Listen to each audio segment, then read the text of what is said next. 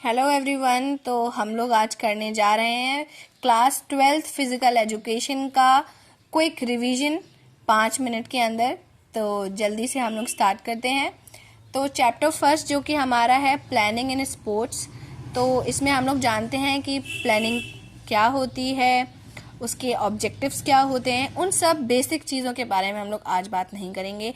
Major चीज़ें जिनसे questions put up होते हैं उन पर करेंगे। तो पहला क्वेश्चन है जैसे कि बनता है कि ऑर्गेनाइजिंग कमेटी फॉर गेम्स के लिए क्या होती हैं। तो publicity committee, boarding and lodging committee, transportation committee, decoration and ceremony committee, grounds and equipment committee, committee for refreshment and entertainment, reception committee, committee on entries and programmes, committees for officials, announcement committee, first aid committee and finance committee. तो इन committees के बारे में नाम तो हम लोगों ने जान ही लिए हैं। इनके जो यूजेस हैं, इनका जो वर्क है, उनको हम लोग 2-3 लाइनों में डिस्क्राइब करेंगे और हम लोग का ये क्वेश्चन तैयार हो गया है। आफ्टर दैट क्वेश्चन एक बहुत पूछा जाता है, that is types of tournament. तो हम लोगों को पता होने चाहिए कि 4 टाइप के जो हैं टूर्नामेंट होते हैं। नॉकआउट टूर्नामेंट, लीग और robin round tournament, combination tournament and challenge tournament. आपसे अगर टाइप्स ऑफ टूर्नामेंट्स पूछे जाएं तो सबसे पहले आप टूर्नामेंट की डेफिनेशन देंगे, उसके बारे में थोड़ा सा ओवरव्यू देंगे, फिर आप टाइप्स स्टार्ट करेंगे। आप इनको एज अ फ्लो चार्ट दिखाएंगे तो बहुत ही ज़्यादा प्रेजेंटेबल लगेगा। जैसे कि हम लोग जानते हैं नॉकआउट टूर्नामेंट, जिसमें एक टीम जो है वो विन करती है, एक टीम जो है लूज़ करती है, और जो विन करती चली जाती है वो आगे विनर बन जाती है। ऐसे ही बाकी तीनों को और हम लोग डिस्क्राइब करेंगे और हम लोगों का ये आंसर भी तैयार है। बहुत ही ज़्यादा लॉन्ग में पूछा जाने वाला क्वेश्चन वो है procedure to draw fixtures, knockout, bye and seeding, league, star class and cyclic. तो हम लोगों को इनका पैटर्न बनाने का बिल्कुल आना चाहिए और आप इनको तैयार करके बिल्कुल जाइएगा, क्योंकि लॉन्ग में ये बिल्कुल पूछा जाता है। उसके बाद शॉर्ट में इंट्राम्यूरल एंड एक्स्ट्राम्यूरल के बारे में पूछा जा सकता है, तो हम लोगों को सिर्फ डेफिनेशन और एग्जाम्पल्स देने हैं एंड दैट्स ऑल। तो इंट्राम्यूरल क्या होता है? वो सारे स्पोर्ट्स जिनको हम विद इन द वॉल्स खेलते हैं, विद इन द 4 वॉल्स। अब आप कहेंगे बहुत सारे स्पोर्ट्स हैं जो कि विद इन द वॉल्स खेले जाते हैं। नहीं, एक पर्टिकुलर ऑर्गेनाइजेशन का एक पर्टिकुलर एरिया में गेम्स होना, उनको इंट्राम्यूरल कहते हैं। और एक्स्ट्राम्यूरल मतलब हम लोग अदर एसोसिएशंस के साथ खेलते हैं, सिर्फ हम लोगों के बीच नहीं होगा, आपसी और लोगों के साथ कंपटीशन होगा। जैसे कि 2 स्कूल्स के बीच, 2 यूनिवर्सिटीज़ के बीच, 2 कॉलेजेस के बीच, 2 ऑर्गेनाइजेशंस के बीच। तो ये सारे हम लोगों के एग्जाम्पल्स हो जाते हैं। आफ्टर दैट हम लोग देख रहे हैं, इसमें आता है sports day, health run, run for fun, run for specific cause and run for unity. इन सारे टर्म्स को हम लोग जो है डेफिनेशन वाइज तैयार कर लेंगे। शॉर्ट में हो सकता है कि इनके बारे में पूछा जाए, लेकिन इन पर उतना ज़्यादा डीप फोकस नहीं करेंगे, हम लोगों को सिर्फ डेफिनेशन जाननी है इनकी। आगे मूव करते हैं हम लोग सेकेंड चैप्टर की ओर, जिसका नाम है स्पोर्ट्स एंड न्यूट्रिशन। यहाँ पर पहला टॉपिक है balanced diet and nutrition, macro and micro nutrients. हम लोग अपनी स्क्रीन पर देख रहे हैं कि मैक्रो न्यूट्रिएंट्स के बारे में बताया गया है, तो हम लोग इनकी पहले डेफिनेशन दे देंगे कि मैक्रो न्यूट्रिएंट्स क्या होते हैं, जिसमें कि है carbohydrates, proteins, fat and water. ये जो सेक्टर है चैप्टर नंबर 2, इससे ये क्वेश्चन ज़रूर बनता है, ज़रूर आता है आपके पेपर में। मैक्रो माइक्रो न्यूट्रिएंट्स या न्यूट्रिटिव कंपोनेंट्स ऑफ डाइट, ये ज़रूर पूछे जाने वाला सवाल है, तो बिल्कुल इसको ध्यान से प्रिपेयर करना है। उसके बाद आते हैं हम लोग माइक्रो न्यूट्रिएंट्स पे, जिसमें है मिनरल्स, विटामिन्स। मिनरल्स का हम लोग और ज़्यादा जो है वो कॉन्फ़िगरेशन पढ़ेंगे, जैसे कि macro minerals and micro minerals. Calcium, potassium, sodium, magnesium, phosphorus are the macro minerals. Iodine, iron, chromium, copper, cobalt are micro minerals. Flow chart के थ्रू अगर आप दिखाएंगे तो जो आपका आंसर है बहुत ही ज़्यादा अच्छे से विजिबल होगा और एक जो हम लोग कहते हैं ना कि एक सेंट्रिक जो हम लोगों की नज़र पड़ेगी तो वो फ्लो चार्ट्स पर पड़ती ही पड़ती है, तो वो आपके नंबर को और ज़्यादा ग्रैस्प करेगा। विटामिन्स की बात करी जाए तो fat soluble vitamins, water soluble vitamin और विटामिन सी। विटामिन सी को अलग कैटेगरी में रखा जाता है। बाकी हम लोग बात करते हैं fat soluble and water soluble. Fat soluble में आते हैं vitamin A, D, E and के। वाटर सॉल्यूबल होते हैं बी, जैसे कि B1, B2, B3, B5, B6, B12, B9 and B7। आगे बढ़ते हैं हम लोग न्यूट्रिटिव कंपोनेंट्स ऑफ डाइट्स की ओर। तो न्यूट्रिटिव कंपोनेंट्स ऑफ डाइट्स होते हैं हम लोगों के proteins, carbohydrates, fats, vitamins and minerals. Proteins का जो कॉन्फ़िगरेशन वो है animal protein and vegetable protein. Fats का जो है वो है animal source and vegetable source. पता लग रहा है हम लोगों को कि जो एनिमल से मिले फैट हम लोग को वो है एनिमल सोर्स, वेजिटेबल्स से जो मिले वो है vegetable fat source. And vitamins को हम लोगों ने ऊपर पढ़ा है कैटेगरी में, fat soluble and water soluble and minerals. Non nutritive components of diet की बात करी जाए तो आते हैं इसमें fibre and roughage, water, colour component, flavour component and plant component. इनको हम लोग as a flow chart diagram के थ्रू दिखा सकते हैं। बढ़ते हैं यूनिट 3 पर, जिसका नाम है योगा एंड लाइफस्टाइल्स। इनमें जो मेजर क्वेश्चन बनता है वो आसन्स में बनता है, और पर्टिकुलर जो हम लोग स्पेसिफिक चीज़ है जैसे कि ओबेसिटी टर्म है, डायबिटीज़ है, अस्थमा है, हाइपरटेंशन, बैक पेन, इनको सीधे पुटअप किया जाता है और इनका पूछा जाता है कि आप इनसे रिलेटेड जो है योगा पोस्चर्स बताइए। तो बिल्कुल अच्छे से तैयार करके जाना है, टेंशन की बात नहीं है, ये सब वीडियोस में हम लोगों को बहुत ही क्विकली याद हो जाएगा। ओबेसिटी में हम लोग पढ़ते हैं vajra asana, second is padahastasana, third is urdhva hastasana, trikona asana, आद्य मध्य सेंद्र आसन। डायबिटीज के लिए जो होता है वो होता है भुजंगासन, पश्चिमोत्तासन, पवन मुक्तासन, आद्य मध्य सेंद्र आसन। अस्थमा के लिए बात करी जाए सुखासन, चक्रासन, गौमुख आसन, पर्वतासन, भुजंगासन, पश्चिमोत्तासन, मत्स्यासन। हाइपरटेंशन की बात की जाए तो आता है ताड़ासन, वज्रासन, पवन मुक्तासन, अर्धचक्रासन, भुजंगासन और शवासन। हम सबका फेवरेट शवासन। आइए बढ़ते हैं हम लोग बैक पेन की तरफ। तो बैक पेन में आता है ताड़ासन, अर्धमध्य सेंद्र आसन, वक्रासन, शोला आसन एंड भुजंगा आसन। तो ये सारे हम लोगों ने आसन्स के बारे में याद कर लिया है।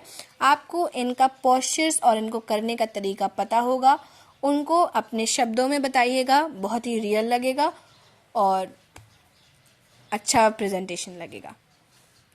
आफ्टर दैट हम लोग बढ़ते हैं अपने यूनिट 4 पर, जिसका नाम है physical education and sports for CWSN, which is children with special needs, दिव्यांग। तो आइए हम लोग disability disorder, types of disability को जानते हैं। ये क्वेश्चन भी जो है, इसमें जो मेजर क्वेश्चंस पुटअप किए जाते हैं वो पूछा जाता है कि what is disability and types of disability पूछी जा सकती है। तो आप क्विकली एक डिसेबिलिटी के बारे में हम लोग एक डेफिनेशन देंगे। आफ्टर दैट हम लोग स्टार्ट करेंगे टाइप्स ऑफ डिसेबिलिटी को डिस्क्राइब करना। जैसे कि पहली है कॉग्निटिव डिसेबिलिटी, जिसमें कि mental disorder, hyper activity and dyslexia आती है। Second is intellectual disability and third one is physical disability. Types of disorder की बात करते हैं। इससे क्वेश्चन पर्टिकुलरली जो है वो शॉर्ट फॉर्म्स दे दिए जाते हैं, उनसे पूछा जाता है कि इनका फुल फॉर्म बताइए। जैसे कि what is ADHD, what is SPD, define ASD, ODD and OCD। तो इनके फुल फॉर्म्स हम लोगों को ज़रूर पता होने चाहिए। जैसे कि ADHD का है attention deficit hyper activity disorder, SPD का है सेंसरी प्रोसेसिंग डिसऑर्डर, ASD का है ऑटिज्म स्पेक्ट्रम डिसऑर्डर, ODD का है अपोजिशनल डेफिएंट डिसऑर्डर एंड OCD का है ऑब्सेसिव कंपल्सिव डिसऑर्डर। इनके बारे में आपको एक नॉलेज होनी चाहिए कि ये कैसे डिसऑर्डर्स होते हैं, इनमें क्या काउंटिंग होती है। आफ्टर दैट आपसे एडवांटेजेस पूछे जा सकते हैं फिजिकल एक्टिविटीज़ के लिए और स्ट्रेटजीज हो सकती हैं। तो ये आप अपने शब्दों में, अपने टर्म्स में लिख सकते हैं। मैंने आपको मेजर क्वेश्चंस बता दिए हैं जो पुटअप करे जा सकते हैं और जिनको आपको याद करना बिल्कुल ज़रूरी हो जाता है। हम लोग मूव करते हैं अपनी यूनिट 5 पर, जिसका नाम है children and women in sports, motor development and factors affecting it. तो मोटर डेवलपमेंट जो है वो दो प्रकार के होते हैं, gross motor development and fine motor development. Gross motor development जो है वो लार्ज मसल्स के लिए होता है और फाइन मोटर डेवलपमेंट जो है वो स्मॉल मसल्स के लिए होता है। इनके बारे में हम लोग एक डेफिनेशन दे देंगे और आगे मूव करते हैं। कॉमन पोस्चरल डिफॉर्मिटीज़, जिसमें कि आती हैं स्पाइनल कर्वेचर, जिसमें आती है kyphosis, lordosis and scoliosis. In terms को आप बहुत अच्छे से डिफाइन करिएगा, इनकी डेफिनेशंस तैयार करिएगा, क्योंकि इनसे भी क्वेश्चंस बहुत पूछा जाता है। आफ्टर दैट आता है फ्लैट फुट, नॉक नीज, बो लेग्स, राउंड शोल्डर्स। आगे मूव करते हैं हम लोग। वुमेन्स का क्या पार्टिसिपेशन रहता है स्पोर्ट्स में और जो इनकी स्पेशल कॉन्सिडरेशंस रहती हैं, जैसे कि मीनाक एंड मेंस्ट्रुअल डाइफंक्शन, इनको आप क्विक उनके बारे में पढ़ लीजिएगा और मुझे पता है कि आप लोग अपने शब्दों में इनको बहुत अच्छे से लिख पाएंगे। फिर हम लोग बात करते हैं फीमेल एथलीट राइट के बारे में, जिसमें है osteoporosis which is low bone mineral density and amenorrhea which is primary and secondary stages रहती हैं इसकी। ईटिंग डिसऑर्डर रहता है जैसे कि anorexia nervosa and bulimia nervosa. इनको आप लोग इन टर्म्स को जो है याद कर लीजिएगा और सिर्फ एक डेफिनेशन देनी है इनकी हम लोगों को और से ज़्यादा कुछ भी नहीं। फिर आगे हम लोग मूव करते हैं यूनिट नंबर 6 पर, जिसका नाम है test and measurement in sports. तो जो मोटर फिटनेस टेस्ट है, जैसे हम लोगों का है 50 metre standing start, 600 metre run and walk, sit and reach, partial curl up, pushup boys, modified pushups girls, standing broad jump. तो ये सारी चीज़ें हम लोग नॉर्मली इनकी डेफिनेशंस दे देंगे। आफ्टर दैट आता है हम लोगों का जो बैरो आइटम एबिलिटी है, जिसमें आती है स्टैंडिंग ब्रॉड जंप जो कि लेग की स्ट्रेंथ के लिए होती है, जिगजैग रन जो कि हम लोगों की एबिलिटी और स्पीड के लिए होती है, and third one is medicine ball put जो कि हम लोग की आर्म और शोल्डर स्ट्रेंथ के लिए होती है। आफ्टर दैट हम लोग बात करते हैं कार्डियोवास्कुलर टेस्ट के बारे में, जिसमें आते हैं हार्वर्ड स्टेप टेस्ट और रॉकपोर्ट 1 माइल टेस्ट। यहाँ पर एरो से मैंने समझाने की कोशिश करी है कि इनके फॉर्मूलेज क्या रहते हैं और क्या टर्म्स रहते हैं, तो आप उनको देख लीजिएगा। आफ्टर दैट आती है हम लोगों की रिकली एंड जोन्स का सीनियर सिटीजन फिटनेस टेस्ट, जिसमें कि पहला आता है chair stand test lower body की स्ट्रेंथ के लिए, arm curl test upper body की स्ट्रेंथ के लिए, chair sit and reach test जो है वो है हम लोग का लोअर बॉडी फ्लेक्सिबिलिटी के लिए। Fourth one is back scratch test, जिसमें अपर बॉडी फ्लेक्सिबिलिटी काउंटिंग होती है। 8 foot up and go test, इसमें कोऑर्डिनेशन एंड एबिलिटी होती है। 6 मिनट वॉक टेस्ट जो कि फंक्शनल फिटनेस के लिए होती है। तो ये मैंने आपको उनके टर्म्स शॉर्टली बता दिए हैं, बट आप इनको स्पेसिफिकली बताइएगा। और मैं तो कहना चाहूँगी, जैसे मैंने बताया हुआ है कि ये फॉर लोअर बॉडी स्ट्रेंथ के लिए है, अपर बॉडी स्ट्रेंथ के लिए, इनको आप अंडरलाइन कर दीजिएगा जब डिफाइन करिएगा, तो एक इनहेंसिटिविटी बढ़ती है। या ब्लैक एंड ब्लू से आप लोग लिख रहे होंगे तो ब्लू से पूरा आंसर लिखिएगा, इनको ब्लैक से कर दीजिएगा। तो इनके फंक्शंस आपको ऐसे दिखाने नहीं पड़ेंगे, अपने आप विजिबल हो जाएंगे। आगे मूव करते हैं हम लोग चैप्टर नंबर 7 पर, जिसका नाम है physiology and injuries in sports. तो आइए मूव करते हैं। ये है physiological factors determining flexibility, physiological factors determining endurance. Start करते हैं हम लोग सबसे पहले स्ट्रेंथ से। तो जो है size of muscles, body weight, muscle composition and intensity of nerve impulse. After that हम लोगों की बात होती है फिजियोलॉजिकल फैक्टर्स जो कि डिटरमाइन करते हैं स्पीड को. तो स्पीड में आती है हम लोगों की mobility of nervous system, muscle composition, explosive strength, flexibility, biochemical reserves and metabolic power. फिर हम लोग बात करते हैं फिजियोलॉजिकल फैक्टर्स डिटरमाइनिंग एंड्योरेंस. तो अगर हम लोग एंड्योरेंस की बात करें तो आते हैं aerobic capacity, oxygen intake, oxygen transport, oxygen Uptake, energy reserves, lactic acid tolerance, movement economy and muscle composition. ये मैंने बहुत ही शॉर्टली बताया गया आप लोगों को, लेकिन आप लोग इनका जो है वो फुल एक्सप्लेनेशन देंगे एग्जाम्पल्स के साथ. बहुत इजी है, आपको डेफिनेशन जो है वो नाम से ही समझ में आ रही होगी. तो हम लोग आते हैं फिजियोलॉजिकल फैक्टर्स डिटरमाइनिंग फ्लेक्सिबिलिटी पे, तो जो कि है muscle strength, joint structure, age and gender, stretchability of muscles, internal environment and previous injury. आगे मूव करते हैं हम लोग अपने दूसरे पेज पर, जो कि है क्लासिफिकेशन ऑफ स्पोर्ट इंजरीज पर. तो जो सॉफ्ट टिश्यू इंजरीज हैं उसमें आता है contusion muscle injury, strain muscle injury, sprain ligament injury, abrasion major injury and bruises. Bone injuries जैसे कि सिंपल फ्रैक्चर यानी जो कि एक प्लेस पर फ्रैक्चर, उसको कहते हैं सिंपल फ्रैक्चर. फिर आता है कंपाउंड फ्रैक्चर जो कि ब्रोकन बोन होती है, कम्स आउट, ब्रोक हो जाना बोन का कंपाउंड फ्रैक्चर में काउंट होता है. फिर आता है कॉम्प्लिकेटेड फ्रैक्चर जैसे कि broken bone damage internal organ को जो डैमेज कर दे उसको कहते हैं कॉम्प्लिकेटेड फ्रैक्चर. फिर आता है ग्रीन स्टिक फ्रैक्चर जिसमें कि इन जनरल सॉफ्ट बोन में जो हम लोग के फ्रैक्चर आ जाता है ना उसको बोलते हैं ग्रीन स्टिक फ्रैक्चर. फिर आता है कम्युनिटेड फ्रैक्चर जैसे कि सेवरल पीसेस हो जाना, कम्युनिटेड मतलब छोटे छोटे टुकड़ों में बट जाना. फिर आती है बारी इम्पैक्टेड फ्रैक्चर की, जिसमें कि end of fractured bone enters in another. ठीक है, जैसे कि एक बोन का टूटकर दूसरे बोन में चले जाना उसको कहते हैं इम्पैक्टेड फ्रैक्चर.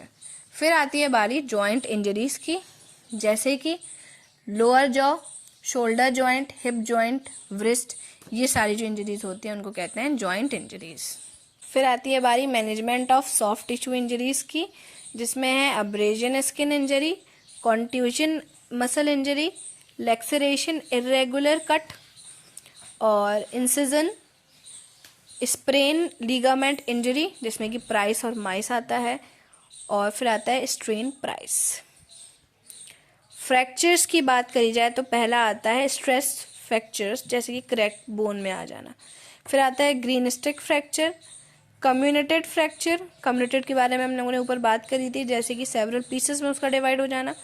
फिर आता है transverse fracture and oblique bone fracture.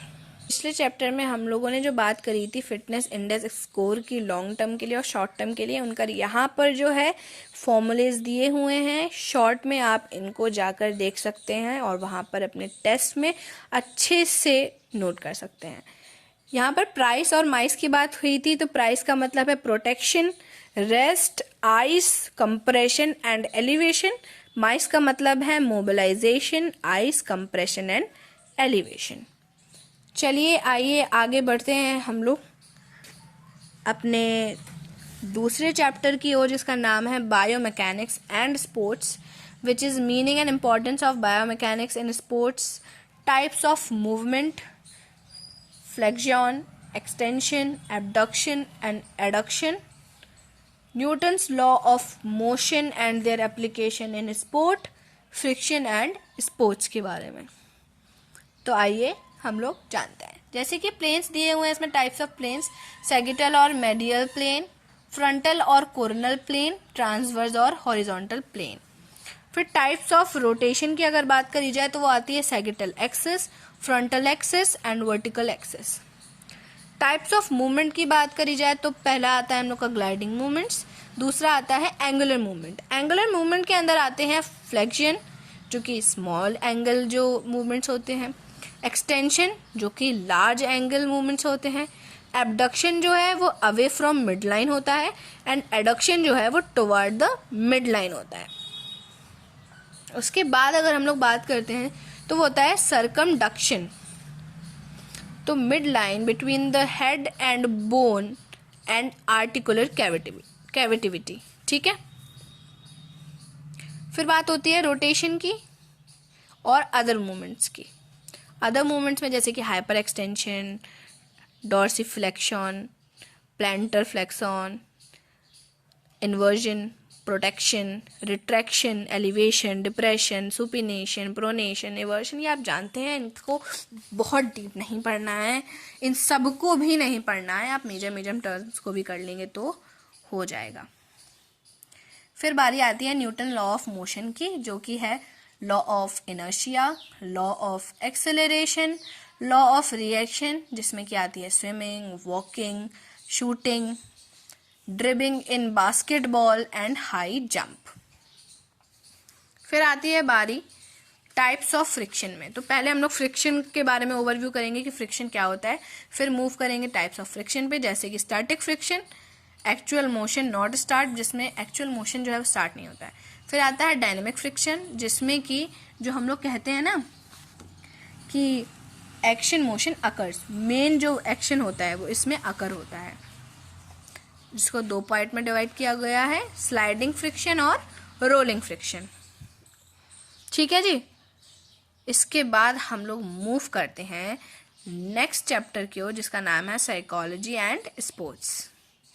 तो इसमें हम लोग बात करते हैं पर्सनैलिटी के बारे में और इसकी definition, types, trait and types के बारे में, बिग 5 थ्योरी के बारे में। तो आगे मूव करते हैं। तो आता है टाइप्स ऑफ स्ट्रेस, इसमें पूछा जाता है, तो इसमें होता है फिजिकल स्ट्रेस और कॉग्निटिव स्ट्रेस। फिर डायमेंशंस ऑफ पर्सनैलिटी की बात की जाती है, जिसमें आता है, पहले अगर डायमेंशन पूछा जाए, मैं कह रही हूँ कोई भी टर्म आपसे पूछा जाए, आप पहले उसकी डेफिनेशन देंगे, फिर आप मूव करेंगे उसके मेन आंसर पर। तो डायमेंशन ऑफ पर्सनैलिटी में आता है physical dimension, mental dimension, social dimension and emotional dimension. इसको आप फ्लो चार्ट में ज़रूर बनाइएगा। फिर टाइप्स ऑफ पर्सनैलिटी की बात की जाती है, जो कि होती है type A, type B, type C and type D.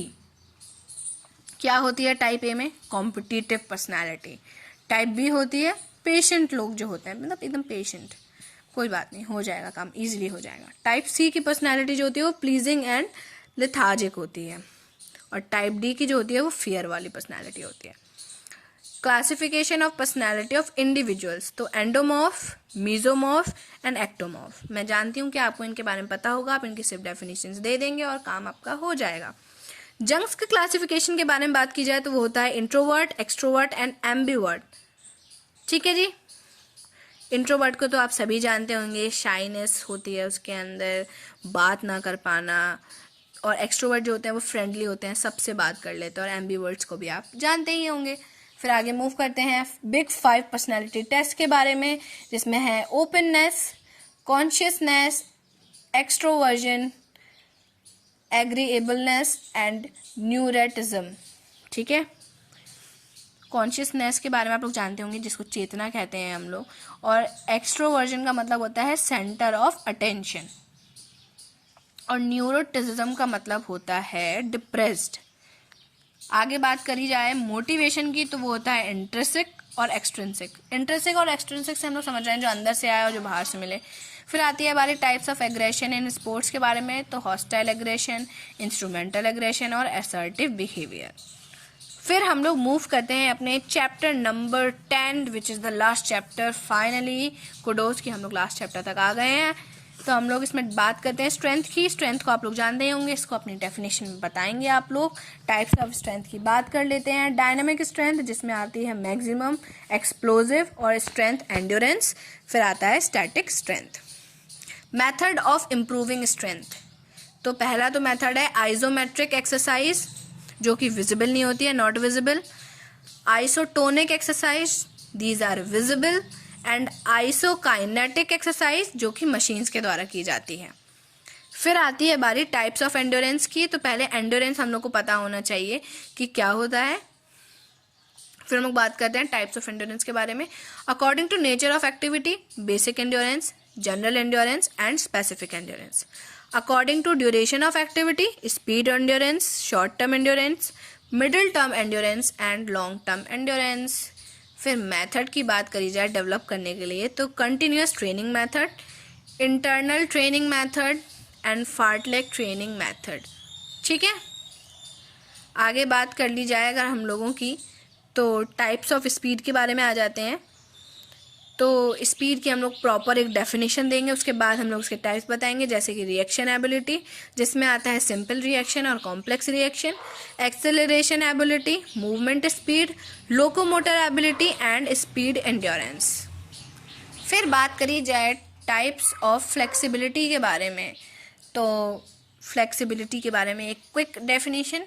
फिर आती है बारी passive flexibility and active flexibility. Active में आती है स्टैटिक एंड डायनामिक। फिर आती है बारी कोऑर्डिनेटिव एबिलिटीज़ के बारे में, इसका एक डेफिनेशन, और इसके बाद आती है बारी इसके डिफरेंशिएशन की, which is orientation ability, grouping ability and फिर I am really sorry, it's not grouping, it's coupling ability, then reaction ability which is simple and complex, balance ability, rhythm ability, adaptation and differentiation। फिर हम लोग move करते हैं types of circuit training पर, जो कि है timed circuit training, competition, repetition, sport specific running और सर्किट ट्रेनिंग। तो आज की वीडियो यहीं तक। आप लोगों का जो है वो पूरा फिजिकल एजुकेशन जो है हम लोगों के वन शॉट में तैयार हो गया है। ऑल द वेरी बेस्ट सारे स्टूडेंट्स को, बहुत ही अच्छे से अपने आंसर्स को प्रेजेंट करिएगा एंड बेस्ट ऑफ लक। जो भी आगे आप ऐसी वीडियोस चाहते हैं या आपको और भी कुछ जानकारी चाहिए तो मुझे कमेंट सेक्शन में ज़रूर बताएं। Thank you all.